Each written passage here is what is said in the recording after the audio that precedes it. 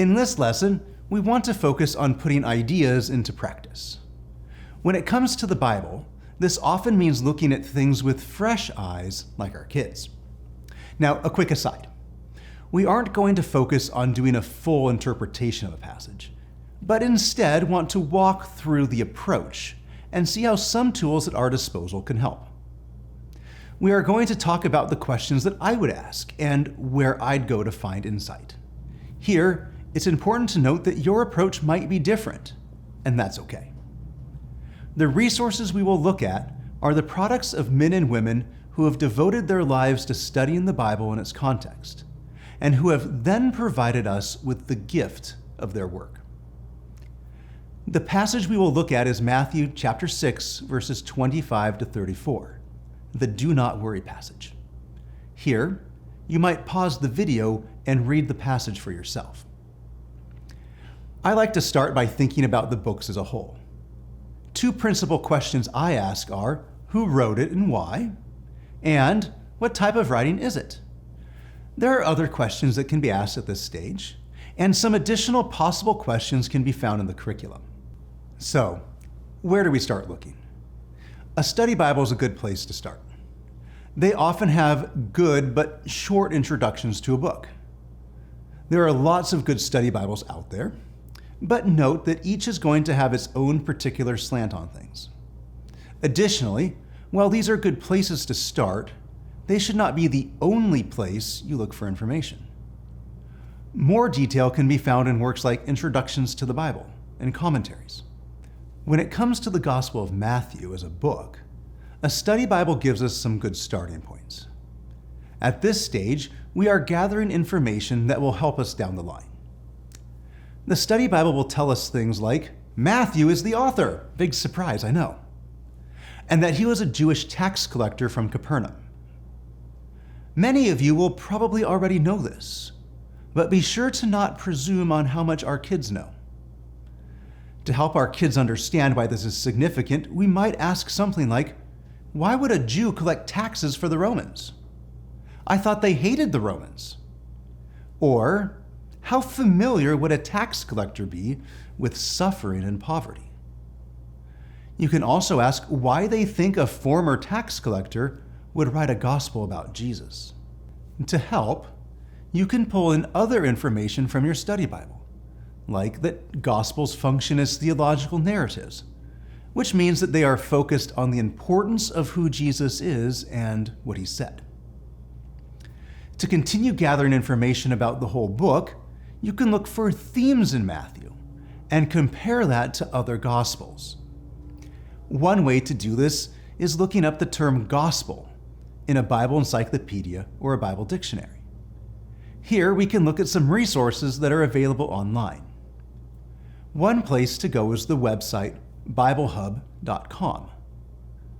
When we arrive at the home page and scroll down, we see a number of resources available to us. In this instance, we would select Encyclopedia. We will be presented with a search box and can type Gospel and click Search. The second result contains an entry from the topical Bible on Gospel, so we'll click on that. We then scroll down a little bit to discover the entry on Matthew, and here we find, after reading the paragraph, that Matthew is showing Jesus as the promised Messiah and King. So, we want to look at how our passage is showing us elements of this identification.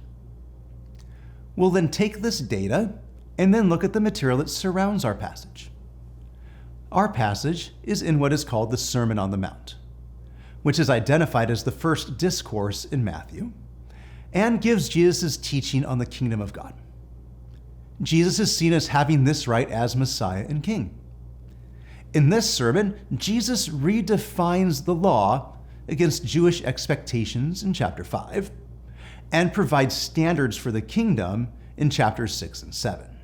Much of the sermon turns the audience's thoughts and expectations upside down. It turns out God is not who they thought he was. Next, we take these themes and then look at the more immediate context of our passage itself. We are not going to try to find everything that is there, but instead to look at some representative elements. The first thing I notice is the opening word, therefore. You might point this out to your kids and ask them what they think it means. To help, we can talk about therefore as a connecting word that joins this passage with the previous. We can have our children read the last passage and identify what it talks about, and offer thoughts on how it connects to our do not worry passage. As we look together, we would discover that it talks about earthly treasures and serving two masters. This immediately tells us that our passage will be connected to the idea of living as servants of God rather than money. Then, because we are servants of God, we are told not to worry. Worry. There's what seems to be a key word. After all, it repeats throughout the passage. We can ask our kids if they noticed it as the passage was read. This should cause us to wonder together what worry means. After talking about the term, we can turn to Bible dictionaries or commentaries. We will look briefly at William Barclay's commentary, which is available on studylight.org. Here, we can go to Bible Study Tools and select the complete list of 144. We would then select English and scroll down to the New Testament section. There, we will find Barclay's Daily Study Bible. Or you can just Google search Barclay's Daily Study Bible. Once we've found the commentary on Matthew, we can scroll to the bottom of the page to find the passage we are interested in. What we discover is that the term means to worry anxiously, where we are driven by fear and not by trust. So it's not about pondering or even planning ahead, but about declaring that we don't believe God is worthy of our trust. We can then ask our kids if they saw any other word or phrase that was repeated. We can observe together a repeated phrase, how much more. Here, Jesus uses an argument from lesser to greater things, indicating that God cares for everything he gave life to, and we are the greatest of these things. Here we get visual reminders of God's providential care for creation by being pointed to birds and the grass.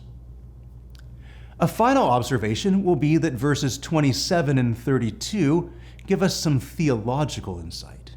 Here we turn back to the commentary and discover there are two options for translating verse 27, cubit of height or hour of life. We can talk to our kids about what each of these mean and if we can change either one. Although these are drastically different translations, the point is the same. Worry is pointless. Yet, there is more when we stop to think about the implications of our worry. Who determines height or length of days? What does it say about our trust in God when we worry about what he controls? When we turn to verse 32, it talks about the pagans or Gentiles running after the material things of this world. They form a contrast with what Jesus wants from his followers. The pagans are the ones who don't know what God is like, and they think the gods need to be manipulated to get what they needed. Or that the gods are controllable when we offer the right sacrifice or worship. Ultimately, they would not view the gods as trustworthy. Jesus tells us not to be like the pagans, because God is not like their understanding of the gods. God is one who loves, not one who manipulates us. This provides the foundation for trust when we are often prone to worry. When we wrap everything together, what we find is that the foundation of our trust in God for the future is because of the character of God. We are told to replace undue anxiety with trust in a Father who cares for us. The text will even give us an indication that we are not supposed to sit around waiting, but to be active participants in the kingdom of God. We note that even birds work. Here, you could even take your kids to observe birds at work building nests or feeding their young. This can also open up conversations about how they think of God and what are the things they worry about. We can talk about how God has seen to our needs in the past and why we can trust God in the future. This lesson has been a quick look at the Do Not Worry passage and has given a brief demonstration of some ways to access resources to aid in our study. We have certainly not encountered everything this passage has to offer. I would encourage you to continue to look at the resources available to continue in your study of the Bible. On behalf of the Center for Faith and Family, thank you for joining us for this series. For more parenting resources, please visit centerff.com. May God bless you and your family.